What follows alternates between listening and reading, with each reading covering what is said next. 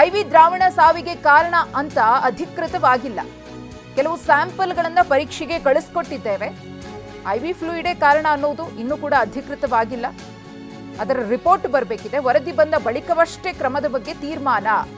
ಇನ್ನು ಎಲ್ಲಾ ಆಸ್ಪತ್ರೆಗಳಲ್ಲಿ ಐವಿ ದ್ರಾವಣ ಬಳಸದಂತೆ ಈಗಾಗಲೇ ಮುಂಜಾಗ್ರತಾ ಕ್ರಮವಾಗಿ ಸೂಚನೆಯನ್ನ ಕೊಡಲಾಗಿದೆ ಅಂತ ಆರೋಗ್ಯ ಸಚಿವ ದಿನೇಶ್ ಗುಂಡೂರಾವ್ ಅವರು ಹೇಳಿಕೆಯನ್ನ ಕೊಟ್ಟಿದ್ದಾರೆ.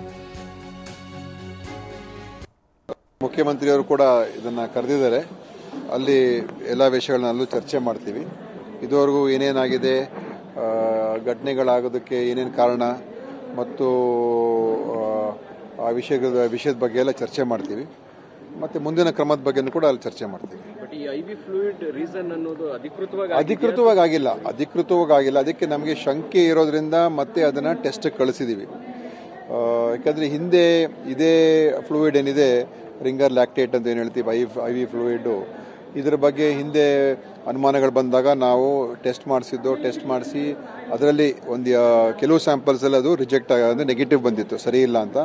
ಈ ಬ್ಯಾಚ್ ಅಲ್ಲಿ ಏನಾದರೂ ಈಗ ಅಲ್ಲಿನ ಉಪಯೋಗ ಮಾಡಿದರೆ ಅದ್ರಲ್ಲಿ ಏನಾದರೂ ನೆಗೆಟಿವ್ ಇದೆಯಾ ಅಥವಾ ಸರಿ ಇಲ್ವಾ ಅಂತ ಏನಾದರೂ ಅಂತ ಅದರ ಒಂದು ಕ್ವಾಲಿಟಿ ಬಗ್ಗೆ ನೋಡ್ತಕ್ಕಂಥದ್ದು ಮುಖ್ಯ ಆಗಿದೆ. ಅದನ್ನೀಗ ಕಳಿಸಿದೀವಿ. ಅಲ್ಲಿ ಒಂದು ಅನರೋಬಿಕ್ ಟೆಸ್ಟ್ ಅಂತ ಮಾಡ್ತಾರೆ. ಅನರೋಬಿಕ್ ಟೆಸ್ಟ್ ಅಲ್ಲೇ ಮಾಡಿದ್ದಾರೆ. ಅದರಲ್ಲಿ ಅದೇನು ಸಮಸ್ಯೆ ಇಲ್ಲ ಅಂತ ಅಲ್ಲಿ ಹೇಳಿದ್ದಾರೆ. ಆದರೆ ಇನ್ನೊಂದು ಟೆಸ್ಟ್ ಅದು ಆಗಬೇಕು. ಅದಕ್ಕೆ ಕಳಿಸಿದ್ದೀವಿ. ಈಗ ಅದು ಇನ್ನೊಂದು 8-9 ದಿವಸ ಆಗ್ಬೋದು. ಅದು ಬಂದ್ಮೇಲೆ ನಮಗೆ ಸ್ಪಷ್ಟವಾಗಿ ಗೊತ್ತಾಗುತ್ತೆ ಏನು ಕಾರಣ ಅಂತ. ಅವರು ಕೂಡ ಇದ್ರ ಬಗ್ಗೆ ಸ್ವಲ್ಪ ಸಂಶಯವನ್ನು ವ್ಯಕ್ತಪಡಿಸಿದ್ರು. ನಮಗೂ ಕೂಡ ಇದ್ರ ಬಗ್ಗೆ ಅನುಮಾನ ಇರೋದ್ರಿಂದ ನಾವು ಅದನ್ನು ಕೂಡ ಕಳಿಸಿದ್ದೀವಿ. ಈಗ ಆ ವರದಿನೂ ಬರಲಿ, ತದನಂತರ ಅದರ ಬಗ್ಗೆ ನಾವು ನೋಡ್ತೀವಿ. ಮುಖ್ಯಮಂತ್ರಿಯವರು ಕೂಡ